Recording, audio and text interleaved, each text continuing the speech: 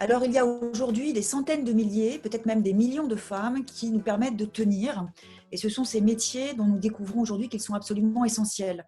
Les métiers de la santé, bien sûr, médecins, infirmières, aides-soignantes, et plus largement les métiers du soin, comme les auxiliaires de vie dans les EHPAD. Des métiers qui sont généralement invisibilisés et que nous découvrons aujourd'hui dans toute la puissance de leur importance. C'est comme ça, mon grand. Oh, ben, on fera avec, hein. On fera avec.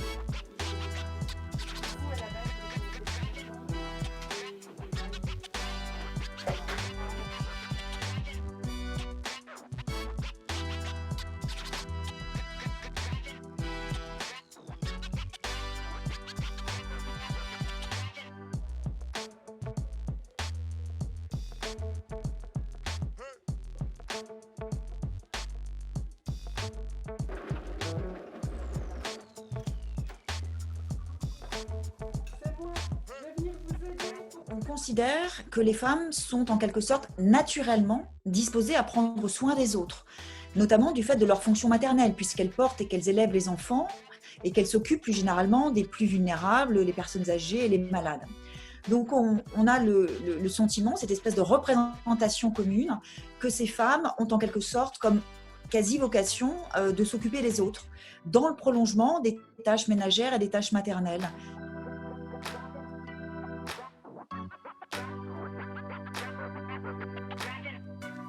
Ces emplois ont été historiquement marqués par le fait qu'ils soient attribués aux femmes. Naturellement, elles savent soigner, aider, soutenir, etc. Mais aujourd'hui, un homme qui occupe ces professions subit cette même dévalorisation parce que ce sont les emplois eux-mêmes qui sont dévalorisés. Quand on les compare avec d'autres emplois à prédominance masculine, on réalise à quel point ces emplois très féminisés sont systématiquement dévalorisés en termes de salaire, en termes de carrière aussi, leur diplôme ou leur technicité, ou bien encore tout ce qui est conditions de travail, charge physique est invisible, pas pris en compte dans l'évaluation de ces emplois. Je vais voir beaucoup de ça, c'est normal en fait.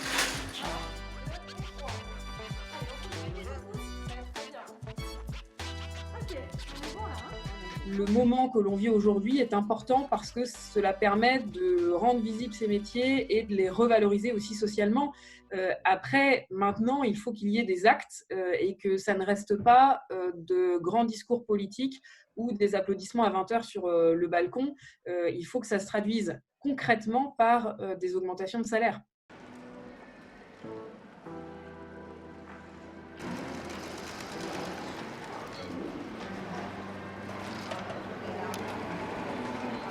C'est un challenge, comme dirait l'autre, mais bon.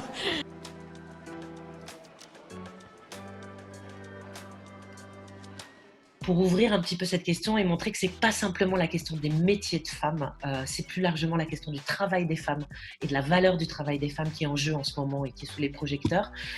Et certes, une partie est rémunérée et mal, mais toute une partie aussi de ce travail est encore aujourd'hui gratuit.